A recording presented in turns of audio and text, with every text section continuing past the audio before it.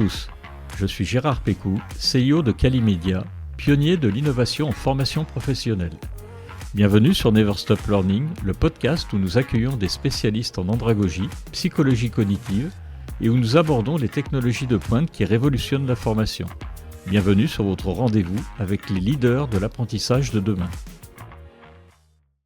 Bonjour et bienvenue à tous nos auditeurs. Dans le domaine des sciences humaines, des dizaines de milliers d'ouvrages sont publiés chaque année. Étrangement, le thème du feedback a été peu abordé. Pourtant, le feedback est un outil indispensable dans la formation professionnelle. Mais comment donner un feedback constructif et utile ? Comment impliquer les formateurs et les apprenants dans le processus de feedback ? Comment mesurer l'efficacité du feedback en formation ? Il existe moins de 10 spécialistes du feedback dans le monde et un seul est français. Aujourd'hui, nous avons le plaisir de recevoir Stéphane Moriou, président fondateur de Moriouman Partners et l'auteur du livre « Feedback, le pouvoir des conversations, l'art de donner et de recevoir du feedback » aux éditions Duno. Comme d'habitude, vous trouverez le lien dans la zone commentaires et en description de l'épisode. Stéphane mène un programme de recherche sur le sujet depuis 2010. Il a coécrit plusieurs ouvrages, dont les outils clés du management et les fiches outils du coaching. Il a travaillé avec de nombreuses entreprises pour améliorer les performances de leur équipe grâce à une communication efficace et à l'utilisation du feedback. Stéphane va nous parler de l'utilisation de cette pratique dans le cadre général et en particulier dans celui de la formation professionnelle. Bonjour Stéphane. Bonjour Gérard. Alors pour ceux qui ne te connaissent pas encore, est-ce que tu peux nous parler brièvement de ton parcours ?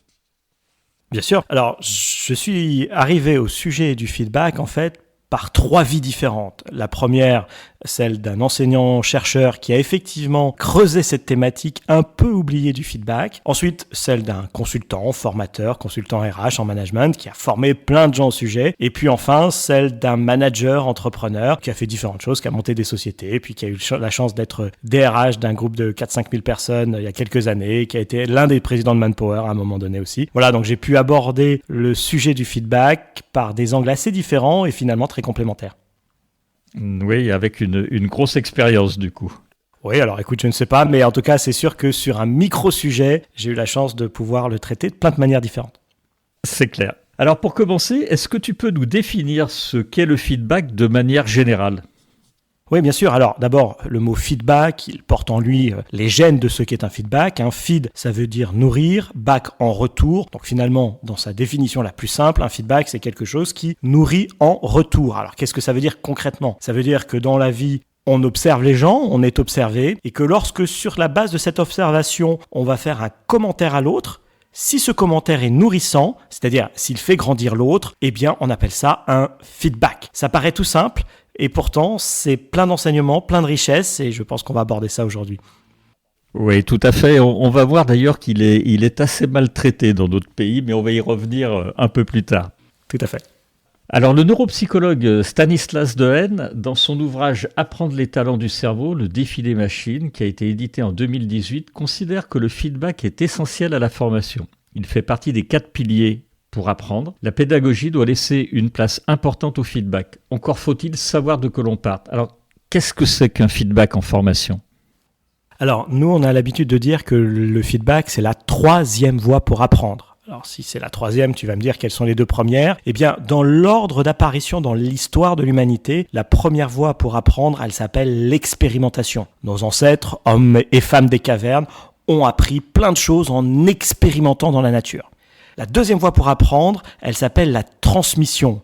Un jour, ces hommes et ces femmes des cavernes ont pu conceptualiser et transmettre probablement au départ avec des formes de communication plutôt non verbales, des enseignements, des leçons. Et ils ont inventé comme ça la 2e voie pour apprendre. Alors c'est une vraie révolution en fait dans l'histoire de l'humanité parce que à partir du moment où tu peux transmettre, eh bien tu vas multiplier de façon exponentielle le savoir. Et assez bizarrement, la 3e voie pour apprendre, c'est le feedback, c'est-à-dire qu'elle s'applique aussi bien à l'apprentissage par expérimentation et à l'apprentissage par transmission. Et l'idée essentielle du feedback, c'est que si tu apprends par expérimentation ou si tu apprends par transmission, si à côté de toi, il y a quelqu'un qui t'observe et qui te fait ces fameux feedbacks, eh bien, tu vas apprendre plus vite. On dit que le feedback, c'est un accélérateur d'apprentissage. D'accord. Tu dis même dans ton ouvrage, tu vas même un peu plus loin, tu dis que le feedback est plus qu'un simple outil de communication. Tu expliques que c'est vraiment une nouvelle langue qu'il faut apprendre et maîtriser, y compris, bien entendu, pour la formation. Il y a plein de références dans ton livre. Oui, alors effectivement, on va soutenir ce qu'a dit l'auteur que tu as cité, et de façon un peu punchline, moi je dis que le feedback, c'est la 3e langue qui devrait être obligatoire dans toutes les écoles du monde. Alors pourquoi la 3e ? Parce que il faut apprendre la langue du pays dans lequel tu es né. Ensuite, il faut mieux apprendre une langue internationale. Alors bien évidemment, si tu es anglais, tu combines les deux, mais globalement, voilà, pour beaucoup de pays dans le monde, apprendre par exemple l'anglais est quelque chose qui aide. Donc j'ai pas du tout de problème par rapport à ça, mais je pense qu'effectivement, le feedback devrait être la 3e langue obligatoire de toutes les écoles du monde. Alors pourquoi le feedback c'est une langue ? Le feedback c'est une langue d'abord parce que c'est un système de communication entre des individus.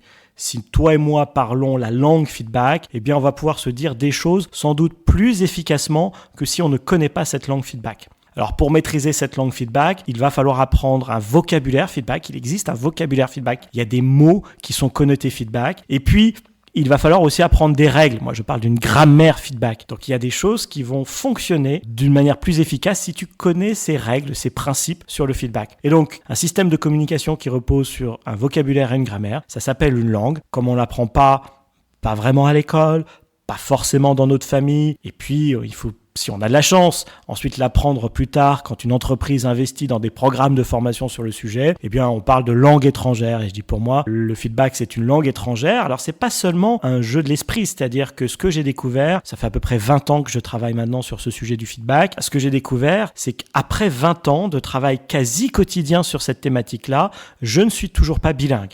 C'est-à-dire qu'il m'arrive encore de faire un certain nombre d'erreurs. Alors bien évidemment, j'ai beaucoup progressé, il y a beaucoup d'erreurs que je ne fais plus, mais dans mon quotidien, et en particulier dans mon quotidien familial, il y a tout un tas d'erreurs que je fais. Voilà, donc c'est une langue qui paraît simple au départ, mais je crois vraiment qu'on peut passer sa vie à l'apprendre.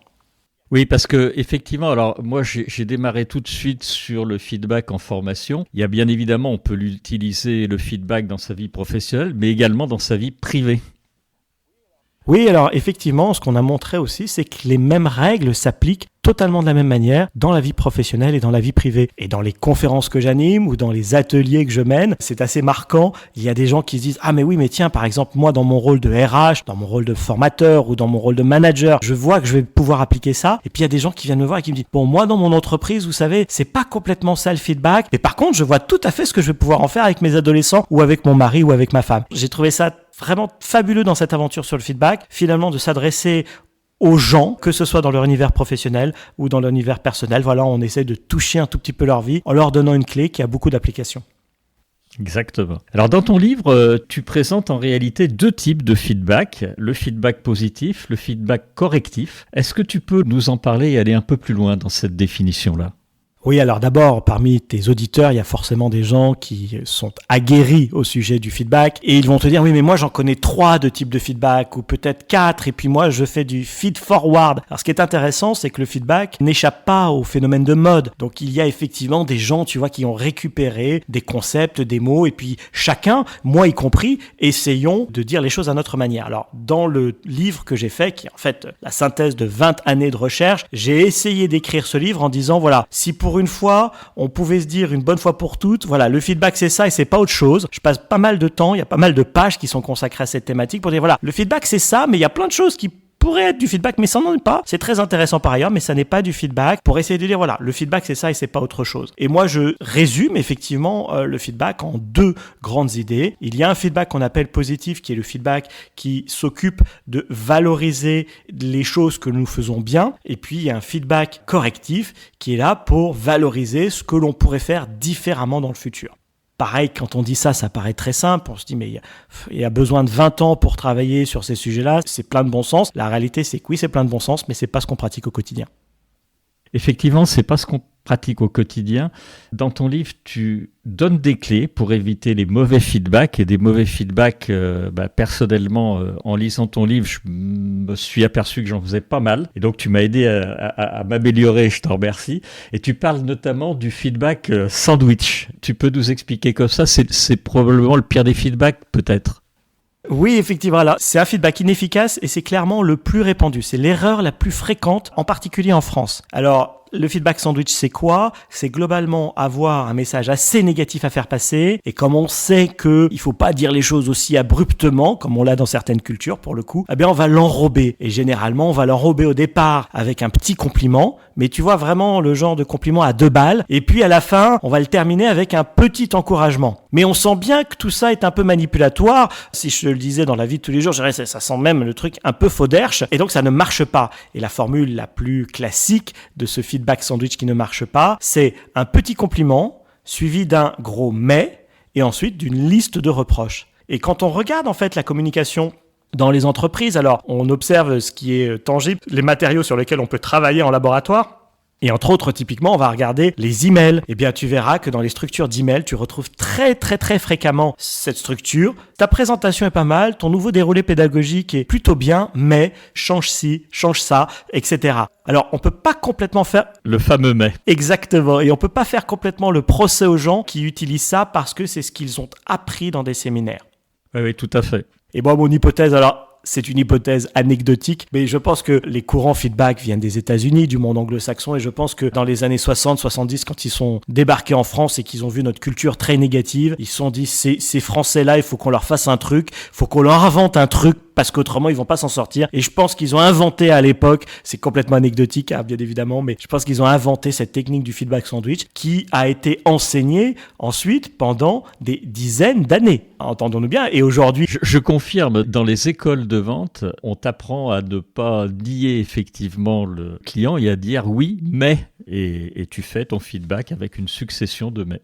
Et moi, je le vois aussi dans les entreprises. Quand j'aborde cette thématique-là, les gens me disent « Mais nous, on apprend ça dans notre université !» Et je leur dis « Oui, mais je n'en veux pas aux gens parce qu'encore une fois, chacun recopie les slides qu'il a appris précédemment. Et la technique du feedback sandwich était quelque chose qui était très communément répandu dans nos séminaires. Voilà. Alors, il se trouve qu'aujourd'hui, voilà, on a essayé de mettre un peu plus de science dans tout ça. On a montré que ça ne fonctionnait pas et on donne les clés pour faire un feedback qui marche beaucoup mieux. Tout à fait. Alors, dans ton livre, tu parles également du feedback négatif, sans pour autant le présenter comme une troisième catégorie de feedback. C'est quoi un feedback négatif et pourquoi il faut l'éviter ? Alors, le feedback négatif, à la différence du feedback correctif, c'est celui qui va verbaliser ce qui a été mal fait. Donc, le feedback négatif, il est orienté vers le passé. Et je vais donc appuyer sur l'erreur de l'autre. Alors, c'est un feedback qu'on déconseille, il n'est pas tout à fait impossible, mais très souvent, il va avoir un effet négatif. Alors, pourquoi il va avoir un effet négatif ? Il y a plusieurs réponses à cela. Le premier élément, c'est que un feedback négatif, c'est un feedback qui va avoir tendance à attaquer l'estime de soi de l'autre. Il faut imaginer, tu vois, typiquement quelqu'un qui a fait beaucoup d'efforts pour préparer sa formation ou une intervention quelconque, et on va juste pointer justement non pas ses efforts mais ses erreurs. Un côté un peu décourageant dans la chose. La deuxième chose du feedback négatif, et là c'est plus important, c'est que le cerveau en fait il est résistant à l'injonction négative. C'est-à-dire que quelque part, quand on va dire au cerveau de ne pas faire quelque chose, il va avoir une tendance naturelle à faire cette chose-là. Alors ça se démontre de plein de manières différentes, mais typiquement avec les enfants, quand on leur dit « fais attention à ta tartine », tu peux être à peu près sûr que si tu mets un peu de pression sur la tartine, dans la seconde qui suit, la tartine tombe par terre et est toujours du mauvais côté. Ne pense pas à et on y pense. Exactement, c'est le fameux coup du « pense pas à un éléphant bleu » et bien évidemment... Pof, tu penses à un éléphant bleu. Donc le cerveau est résistant à l'injonction négative et donc quand on va lui dire de ne pas faire quelque chose, il va avoir tendance à le faire. Alors à cela, il faut quand même rajouter la précaution suivante, c'est que quand on observe différents environnements, on va se rendre compte que dans certains environnements, ils pratiquent le feedback négatif et pourtant cela fonctionne, c'est-à-dire ça crée de la performance. En particulier, on peut penser comme ça à l'univers sportif ou à l'univers de l'opéra, tu vois, des univers de haute performance ou les danseurs de ballet par exemple, tu vois, c'est des gens qui s'en prennent plein dans la figure et puis pourtant ils s'accrochent. Alors, le feedback négatif n'est pas tout à fait impossible, mais il faut 2 conditions pour qu'il fonctionne. Premièrement, il faut que celui ou celle qui reçoit le feedback négatif fonctionne à l'orgueil. Alors, ce qu'on veut dire par là, tu sais, c'est les gens à qui tu dis « de toute façon, t'es même pas cap ». Et quand tu leur dis pas cap, juste tu crois que je suis pas cap? Eh bien, je vais te montrer justement. Voilà, il y a quelques personnes qui fonctionnent comme ça. Alors, dans nos travaux, c'est 4% des gens qui peuvent fonctionner à ça. Donc, ça veut dire que pour 96% des gens, ça ne fonctionne pas. Et la deuxième condition, parce qu'il en faut une deuxième, c'est pas juste ça. Il faut que celui ou celle qui soit l'émetteur ou l'émettrice du feedback négatif soit reconnu comme une figure d'autorité incontestable sur son sujet. Oui. Autrement dit, si toi ou moi allons voir Mbappé en disant « Écoute mon gars, tu cours comme une casserole ce matin », il y a de fortes chances que Mbappé, toi et moi, nous renvoie dans nos 22. C'est clair. Si par contre c'est Laurent Blanc ou Didier Deschamps, il y a de fortes chances que ça marche un petit peu mieux. Voilà. Et cette règle-là, elle s'applique dans le sport, dans le foot, mais elle s'applique dans plein d'autres univers. D'accord. On a beaucoup parlé donc de feedback positif, correctif, éventuellement négatif, mais ça paraît compliqué quand même de faire un bon feedback. Est-ce que tu peux nous décoder la manière dont on peut faire des bons feedbacks? Est-ce qu'il y a des caractéristiques spécifiques qu'il faut réunir?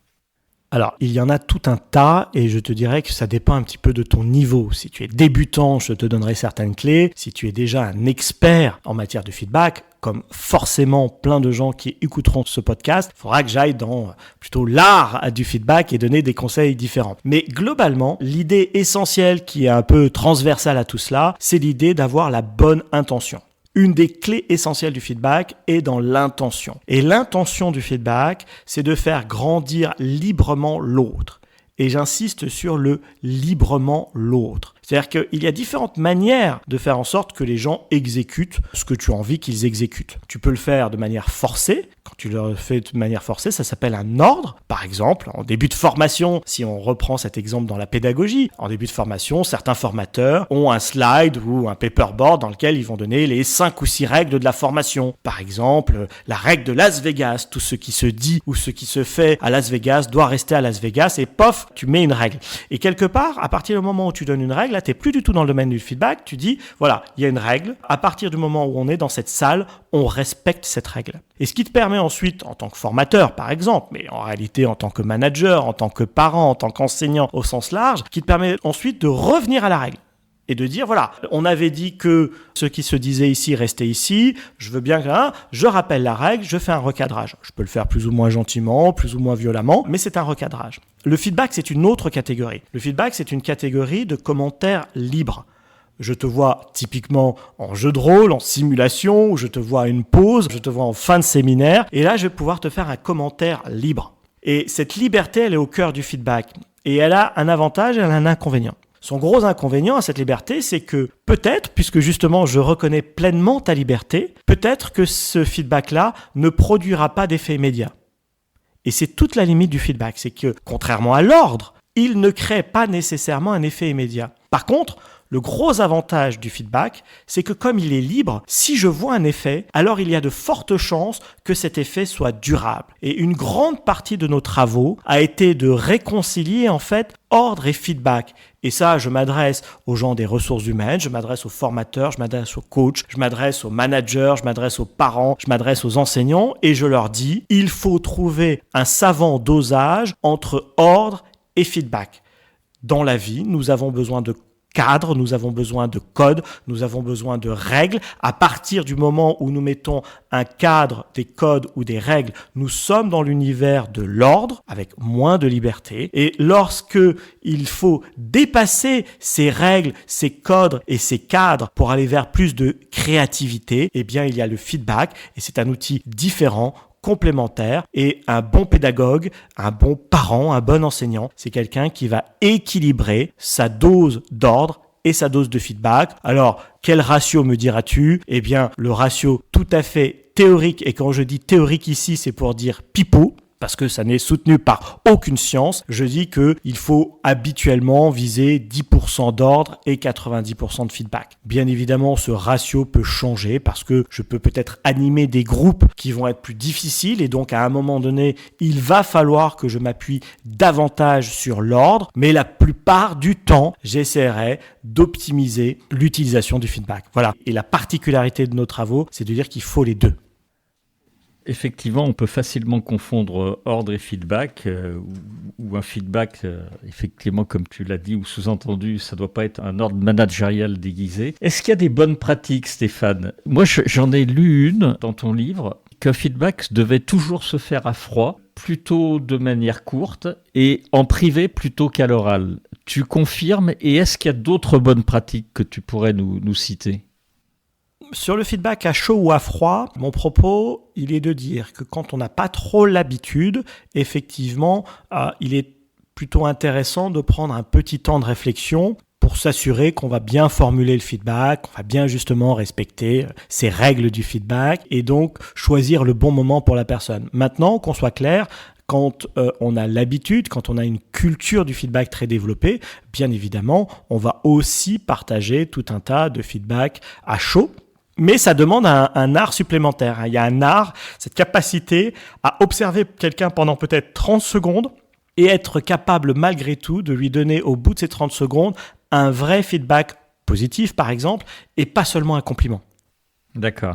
C'est-à-dire dépasser juste le truc pour dire j'ai envie de te faire plaisir, j'ai adoré ta question, pour dire oui mais attends, je vais te dire quelque chose de supplémentaire qui va le transformer en vrai feedback. Et ça c'est une vraie compétence. Donc ça c'est pour le feedback à chaud, feedback à froid. Ensuite, feedback en situation individuelle ou en situation collective. Alors il y a cette vieille formule anglo-saxonne au départ qui dit praise in public and criticize in private, donc célèbre, félicite en public et critique en privé, qui est en fait un principe, la plus ancienne citation que j'ai trouvée, c'est Léonard de Vinci qui a trouvé ce principe-là. Alors n'en déplaise à Léonard, qui était un homme beaucoup plus brillant que moi, mais ce principe en feedback, je suis désolé, il ne fonctionne pas. Alors pourquoi il ne fonctionne pas ? Pourquoi cette idée de féliciter en public ne fonctionne pas ? Eh bien, il faut imaginer que tu es devant toi un groupe de 10, 15, 20, 30, 50, 100 personnes. Et qu'à un moment donné, tu décides de célébrer, féliciter, reconnaître le travail, l'accomplissement, l'engagement de l'une des personnes de ce groupe. Si tu n'as pas la bonne maturité, il y a de très fortes chances que tu fasses un heureux et 90% de frustrés jaloux. D'accord. Et donc, ton intention, bien évidemment, elle est a priori positive, mais la réalité, c'est que tu vas avoir un effet contre-productif. Parce que si tu mets, par exemple, on voit ça tout à l'heure, tu disais les séminaires de vente, tu vois, en équipe de commercial, tu vas dire à un moment donné, Bernard, le champion du mois, bravo, félicitations Bernard, il s'est vraiment défoncé. Mais donc, tu es en train de dire aux autres, et les gars, vous n'êtes pas défoncés. Alors, dans le lot, il y en a probablement quelques-uns qui ont peut-être peu glandé, mais il y a probablement des gens qui n'ont pas glandé du tout, qui n'ont peut-être pas eu les résultats de Bernard, mais qui ont bossé très fort. Et eux, tu ne les reconnais pas. Oui, c'est vrai. Alors, la règle est la suivante. Quand tu as un feedback individuel, au départ, tu vas le faire en situation individuelle, qu'il soit positif ou qu'il soit correctif. Le feedback collectif, le feedback en situation collective n'est pas impossible, mais il est plus compliqué parce que la règle, quand tu vas faire un feedback en situation collective, c'est qu'il doit s'adresser à l'ensemble du collectif. C'est-à-dire, en réalité, que chaque personne de l'audience doit être capable de se dire « Ah oui, donc ce feedback, il est aussi pour moi ».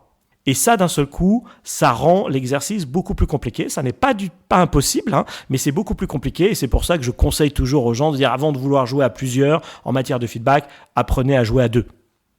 D'accord, effectivement. Bonne remarque. On a parlé un tout petit peu tout à l'heure des 4 piliers de l'apprentissage et tu nous as dit que pour toi, le feedback, c'était presque une troisième voie, enfin c'était pas presque, c'était une troisième voie d'apprentissage à part entière. Est-ce qu'en règle générale, les formateurs l'entendent ainsi ? Alors, je vais faire une généralité. Alors forcément, il y en a certains qui vont me tirer dessus à boulet rouge, mais globalement, je pense qu'il y a 2 commentaires à faire. Je pense que la plupart des formateurs que j'ai pu observer, que j'ai pu accompagner, etc., ou qui m'ont moi-même formé, sont bons pour donner du feedback en formation. La question que je challengerais, et c'est mon deuxième point, c'est sont-ils aussi bons pour donner du feedback que pour en demander Vraiment.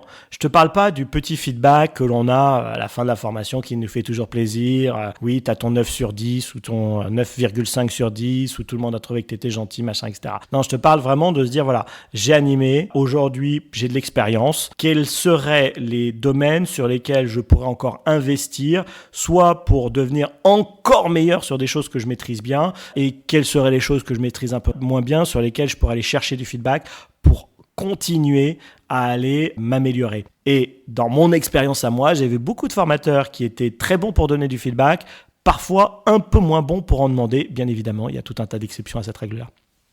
D'accord. Tu dis aussi que le feedback en formation ou en dehors de la formation, c'est un excellent moyen pour remonter le niveau d'estime de soi. Tu nous le confirmes ?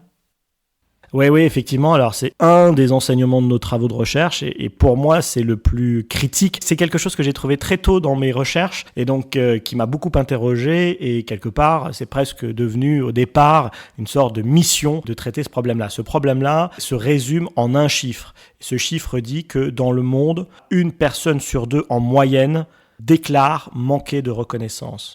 1 personne sur 2 en moyenne déclare manquer de reconnaissance. Alors nous, on a étudié 17 pays, alors j'extrapole un petit peu, mais c'est terrifiant parce que si 1 personne sur 2 dit « je manque de reconnaissance », soit au travail, soit à la maison, soit dans les 2 univers, eh bien ça voudrait dire que le manque de reconnaissance est la psychopathologie la plus répandue sur la planète parce qu'il n'y a pas de psychopatho dont la prévalence est d'1 personne sur 2. Il y en a des beaucoup plus graves, bien évidemment, mais si ça touche 1 personne sur 2, on est sur un sujet de santé publique. Et ça, les gouvernements, globalement, sont passés complètement à côté de la chose. Or, on sait aujourd'hui que l'estime de soi a tout un tas d'impacts, entre autres, par exemple, quand on regarde les études sur le suicide, et en particulier le suicide des adolescents, on est sur des vrais sujets. C'est pas juste des anecdotes qu'on va regarder dans son journal tous les jours. Il y a des gens qui sont vraiment penchés sur le sujet. Il y a une corrélation non négligeable entre le niveau de reconnaissance, le niveau d'estime de soi et les pensées morbides. Donc bref, on est sur un vrai sujet et mon petit espoir, ma petite bataille, c'est que si on construit un monde avec plus de feedback, on ne réglera pas tous ces problèmes-là, bien évidemment, mais peut-être qu'on sauvera quelques personnes et si on en sauve quelques-unes, on aura déjà fait un sacré chemin. J'ai été frappé, tu vois, dans toutes ces rencontres, dans tous ces travaux, en particulier dans les conférences que j'anime en permanence, des gens qui sont venus me voir et qui m'ont apporté des témoignages en me disant « mais ce que vous venez de me dire là, monsieur, mais personne ne me l'avait jamais dit, etc. » C'est toujours des trucs qui sont à la fois très touchants et très troublants. Très touchant parce que bien évidemment tu te dis tiens j'ai été peut-être utile aujourd'hui au moins pour une personne, mais très troublant parce que tu te dis cette personne elle a 30 ans, 40 ans, 50 ans, elle a croisé des centaines de personnes et personne ne lui a jamais dit cette chose-là. Et ça, c'est un désert de feedback, c'est un désert d'attention à l'autre et il faut vraiment qu'on le dise beaucoup plus fortement. Et en plus, je crois que tu dis dans ton livre qu'en France, on n'est pas très bon sur la culture du feedback, aussi bien dans les entreprises que les organisations. Je crois que tu dis qu'on n'est pas bien organisé pour favoriser le feedback.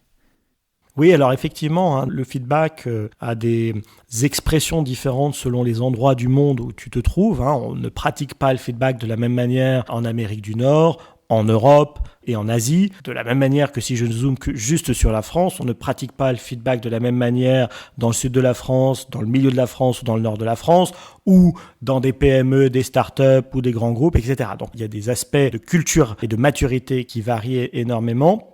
C'est pour ça aussi qu'on parle de cette fameuse langue feedback. C'est que si on l'apprend comme une langue, eh bien on peut imaginer à un moment donné qu'on dépasse ces différences socioculturelles. Et donc en France, effectivement, nous avons cet héritage très centré sur la faute. L'éducation française, c'est si tu fais quelque chose de très bien, on va peut-être te le dire, mais quand même pas trop parce qu'on a un peu peur que tu deviennes arrogant, alors qu'on a déjà cette réputation d'être très arrogant. Par contre, quand tu fais une erreur, quand tu fais quelque chose de pas bien, là, on va le mettre sur un mur et on va te faire culpabiliser fortement sur ça. Et le meilleur endroit pour voir cette chose-là, c'est l'école. Alors, on pourra argumenter contre moi le fait que entre le moment où j'étais à l'école, c'est-à-dire il y a une quarantaine d'années et aujourd'hui, les choses ont évolué. C'est très vrai. Et en même temps, quand on regarde au quotidien ce qui se passe, quand on écoute les témoignages de parents, voire d'enseignants, on se rend compte qu'il y a encore énormément de travail à faire dans cet univers-là. Voilà. Moi, j'aurais réussi ma mission sur le feedback si si un jour un ministre de l'Éducation nationale décide de s'emparer de ce sujet, alors grâce à moi ou grâce à d'autres, l'important n'est pas là, mais décide de s'emparer de ce sujet-là pour montrer que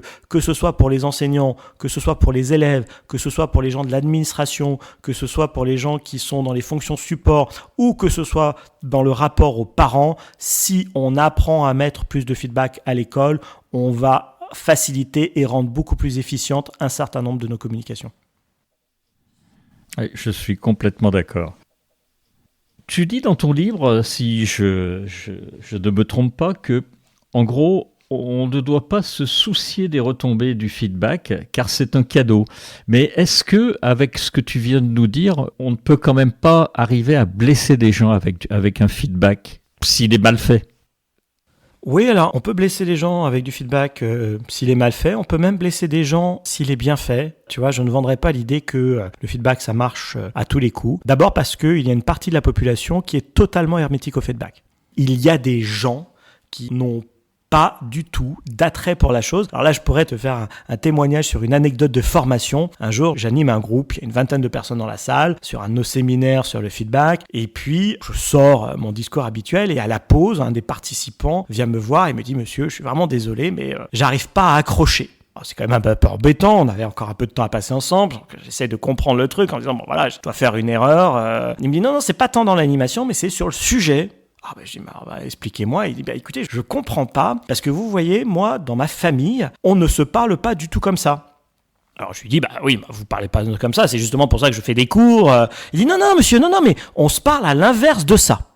Alors j'ai dit mais attendez, ça veut dire quoi exactement? Tu vois, t'as le réflexe. Et le gars très sérieusement, et c'était un manager de premier niveau, mais un manager d'un laboratoire pharmaceutique, il se tourne à moi et il dit mais monsieur, dans ma famille, pour se dire qu'on s'aime, on s'insulte. Et quand on rentre le soir, on s'accueille les uns les autres avec des insultes. Et c'est notre manière de nous parler. Alors bien évidemment, tu vois, quand il te raconte ça et que toi t'arrives avec ta petite astuce sur le feedback sandwich et sur l'utilisation du « et » à la place du « mais », c'est vrai que je comprenais que ce monsieur ait du mal à concevoir l'intérêt du feedback. Voilà. Il n'accrochait pas. Voilà, donc il y a des gens pour lesquels c'est totalement hermétique. Bon, c'est quand même une minorité, mais il faut quand même la citer. Donc je ne vendrai jamais l'idée que le feedback, ça résout tous les problèmes du monde. Pas du tout. Deuxième chose qu'il faut avoir en tête, c'est que parfois tu peux faire un très bon feedback, mais il tombe au mauvais moment. Tu peux avoir un autre cas figure, c'est tu fais le bon feedback au bon moment, mais tu n'es pas la bonne personne. Grand classique dans les familles, par exemple. Un papa, une maman, ça va dire quelque chose à un adolescent, par exemple, et juste parce que c'est papa ou maman qui le disent, l'adolescent va être en opposition. Oui.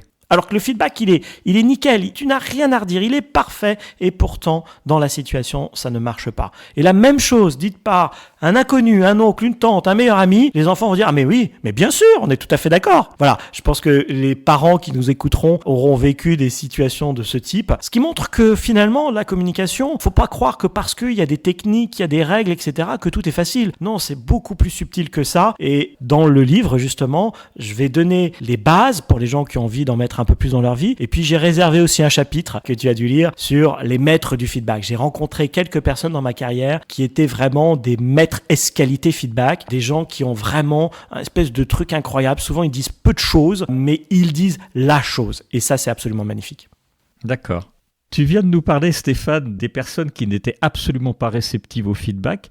Alors, comment on peut surmonter la résistance des apprenants à recevoir des critiques ou des feedbacks? C'est simplement possible? Alors, quand on va avoir en face de nous quelqu'un de vraiment résistant au feedback, mon conseil pratique est le suivant. Partez du principe que vous avez probablement en face de vous quelqu'un qui a un réservoir à estime de soi insuffisamment rempli.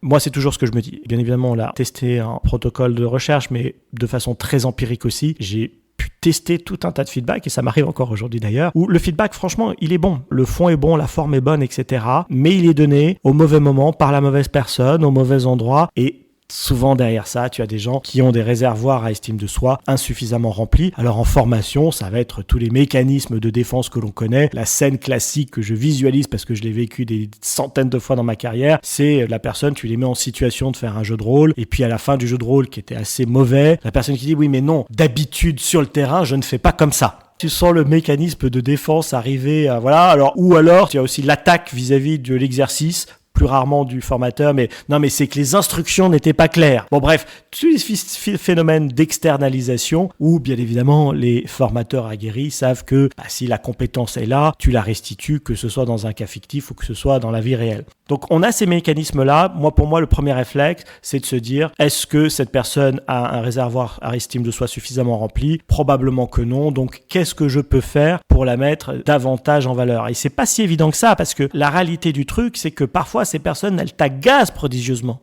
Tu vois, et celui qui, à un moment donné dans ta formation, remet en cause ce que tu dis, ou tu vois, qui veut faire un peu le malin, etc., t'as pas toujours envie de t'en faire un allié, celui-là. Et pourtant, si tu veux que le feedback passe mieux, il va falloir à un moment donné accepter de faire cet effort, de le valoriser sincèrement et pas de manière manipulatoire. Après, quand même, sur le plan purement technique, quand un feedback est mal perçu, il faut aussi que tu t'interroges sur, tiens, est-ce que j'ai fait une erreur? Est-ce que par exemple, mon feedback positif, il était un peu pourri. Et puis dans le fond, je vois bien que j'ai saturé mon feedback correctif qui était un peu négatif. En formation, je vois beaucoup de formateurs qui utilisent du feedback négatif.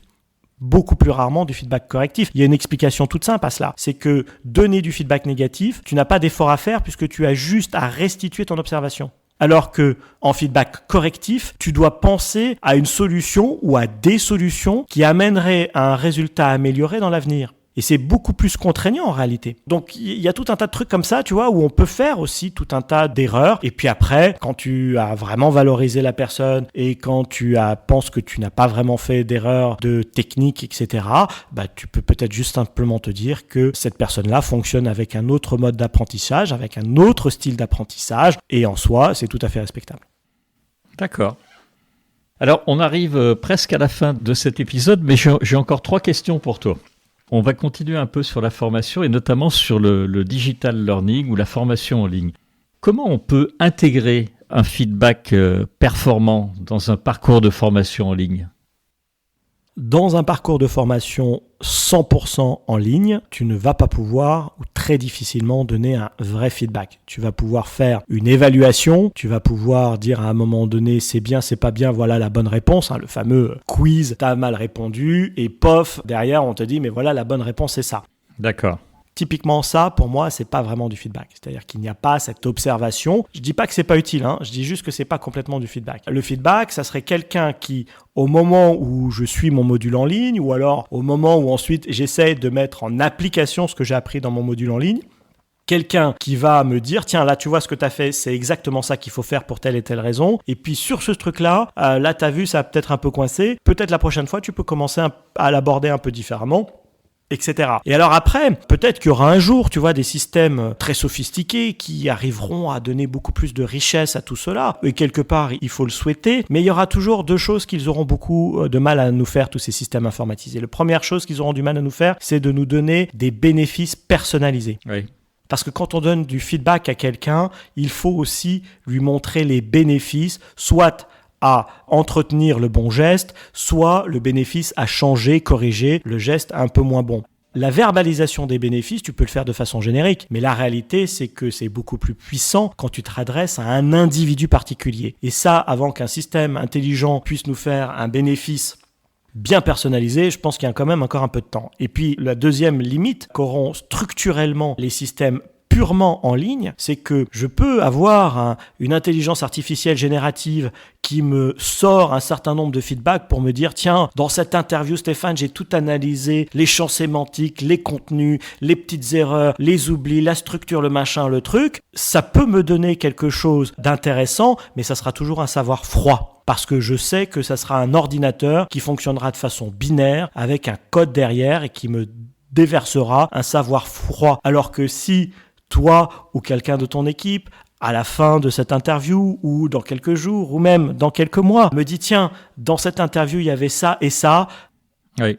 Ça aura toujours une valeur humaine chaude et ça, je crois que ça n'a pas de prix.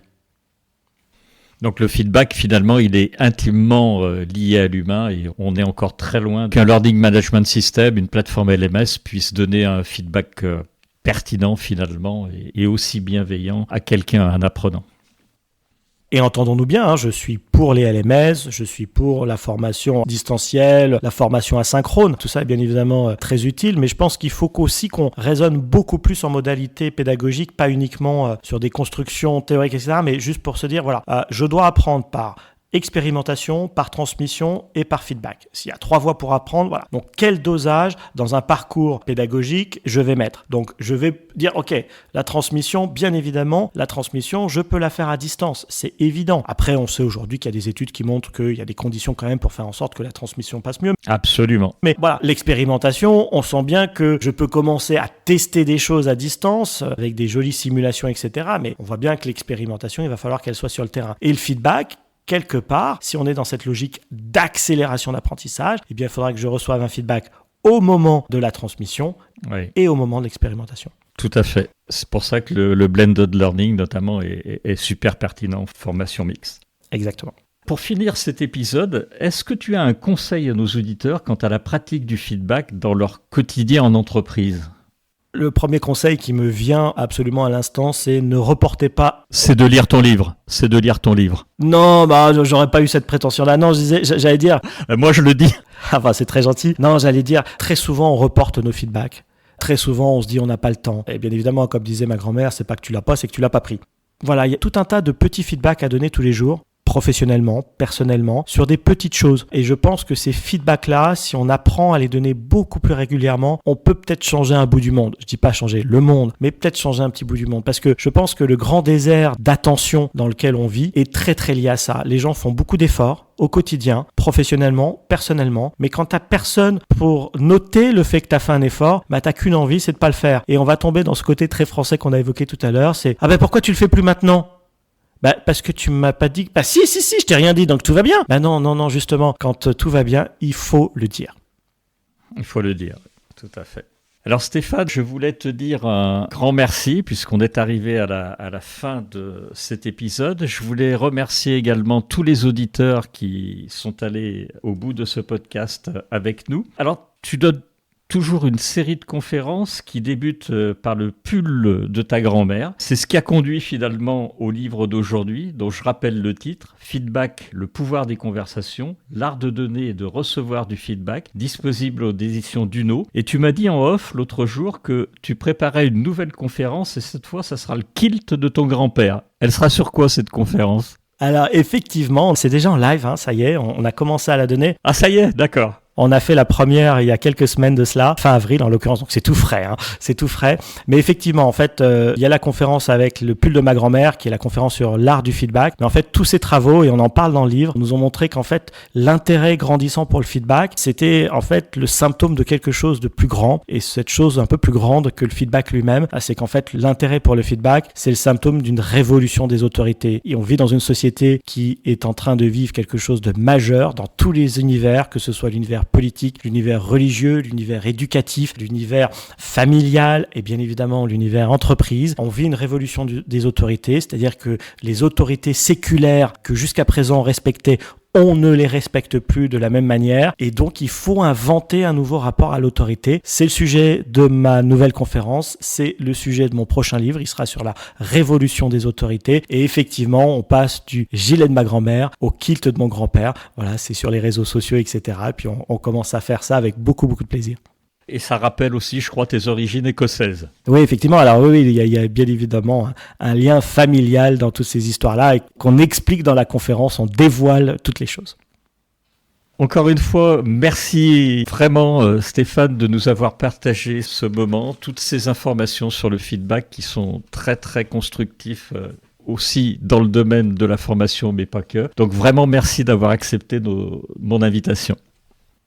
Merci à toi Gérard, et si je devais te faire un feedback en retour, oui, je dirais 2 choses à tes auditeurs. La première, dans cette interview, moi j'ai été très sensible au fait que tu avais lu en détail mon livre. Ça paraît bête de le dire, mais il y a beaucoup de gens qui sont dans le podcast, qui lisent la jaquette, qui lisent peut-être les 25 premières pages et qui tiennent malgré tout un podcast. Tu l'as vraiment lu, ça me touche. J'espère que j'aurai donné du contenu et d'autres perspectives derrière ça, mais ça m'a vraiment touché que tu aies vraiment lu le livre. Et puis la deuxième chose que je voudrais dire à tes auditeurs et tes auditrices, c'est qu'il y a chez toi quelque chose de très marquant et qui est complètement dans l'esprit l'esprit du feedback et de l'autorité qu'on appelle nous par engagement, qui est ce très très joli équilibre d'exigence dans ce que tu veux faire comme rendu pour ton public, mais aussi beaucoup de bienveillance, et je trouve que tu incarnes parfaitement cet esprit d'exigence et de bienveillance qui est propre au feedback. Alors venant de toi, ça me touche énormément, Stéphane. Et c'est très sincère. Je m'en doute, venant de toi, bienveillant et très sincère. Un très très grand merci à toi. Merci beaucoup et puis à très bientôt, j'espère. À très bientôt, au revoir.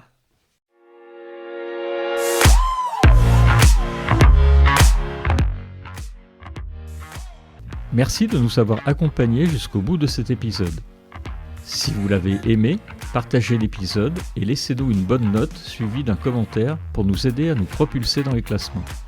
Je suis Gérard Pécou, CEO de Calimedia, et si vous recherchez des solutions innovantes en e-learning, visitez calimedia.fr, notre équipe sera ravie de vous guider. Retrouvez-nous pour le prochain épisode de Never Stop Learning pour qu'ensemble, nous ne cessions jamais d'apprendre.